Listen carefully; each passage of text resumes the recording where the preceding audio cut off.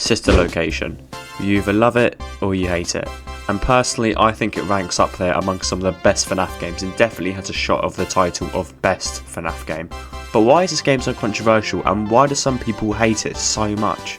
I think it has some really creative and fun ideas which are very well executed. So in this video I'm going to tell you why I love this game so much and why it's also severely underrated, and hopefully change your minds on it. Just a reminder to please like and subscribe if you enjoyed this video, as it helps out so much and I'd really appreciate it. And with that, let's just get right into the video. Please note this is all my opinion. Sister Location is the 5th installment in the FNAF franchise and took a very different approach to the Five Nights structure. Instead of playing the same night over and over again with increasing difficulty, each night has its own mini games and characters for you to beat. While the system may not be perfect and is definitely flawed in some aspects, I really like the new approach Scott Cawthon has taken, and I think it definitely breathes some new light into the franchise. Now, I do understand that some nights are extremely short or extremely difficult or just downright boring due to how long some of the dialogue can be. I personally have to disagree. While I do agree, I say Night 4 has a major difficulty jump, I personally don't think it's that hard. I agree it's definitely challenging, but as long as you have a strategy and maybe like a stopwatch or something to time how far you are into the night, I think it's definitely beatable. The mini games can actually be really fun and scary at times. The Ballora Gallery, Funtime Freddy area, Funtime Auditorium and the Parts and Service all offer new challenges to the player and introduce new animatronics which look amazing. As I don't know about you, but playing the same night over and over again can get boring quite quickly and is definitely repetitive. For example, let's talk about the Ballora Gallery. In this section of the game you must make it from your office to another room, but to get there you have to go through Ballora's area. Since Ballora is blind and can only hear you, you can only move when she's not close to you, and you can determine how close she is to you through her song that she plays. If you move when she's too close, well, we know what happens. While this minigame is definitely quite easy, I think it's equally as terrifying due to the fact that you're walking in the dark, have to listen out for audio cues, and Ballora's absolutely horrifying jump scare. This kind of minigame is what I'm talking about when I say how creative this location is. I also think the roster of animatronics in this game are definitely the best any FNAF game has given us. I mean Circus Baby, Ballora, Funtime Foxy, Funtime Freddy, Ennard, the Billy Babs, the Mini-Renas are all really well designed and are definitely quite unsettling, and Funtime Freddy is actually my favourite animatronic in all of FNAF, so yeah, that does definitely help. Not to mention that this game also has the best jump scares of all the FNAF games in my opinion.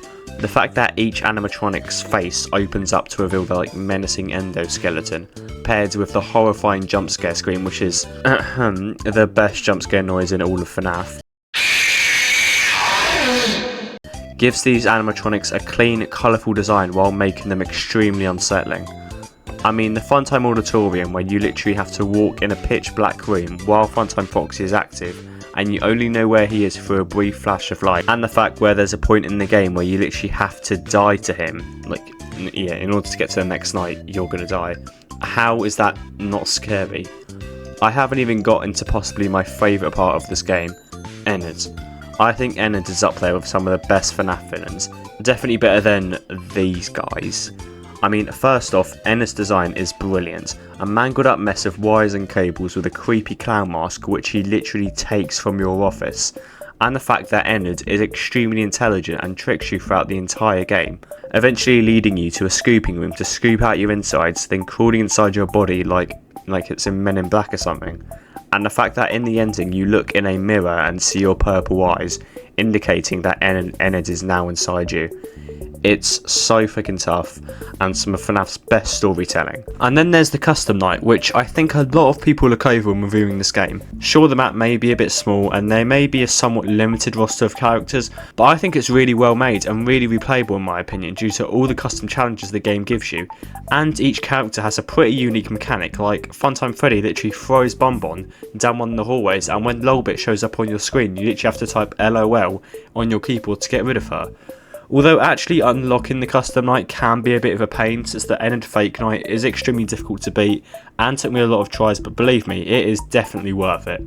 Now let's get another FNAF YouTuber's opinion on this game.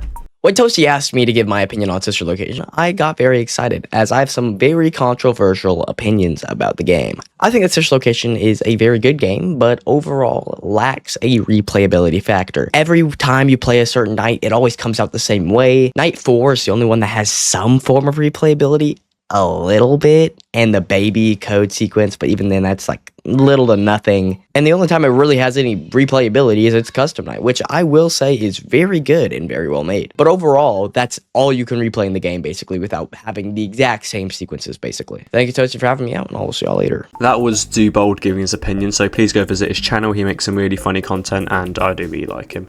But he does bring up a good point, and I think one of the leading reasons people may not like this game as much, the replayability factor. And what do I have to counter that? Nothing, really, as I actually agree.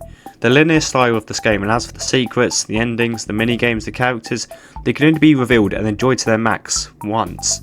I think this is the main reason people don't really recognise this game for how good it is, and to a certain extent, I kind of agree.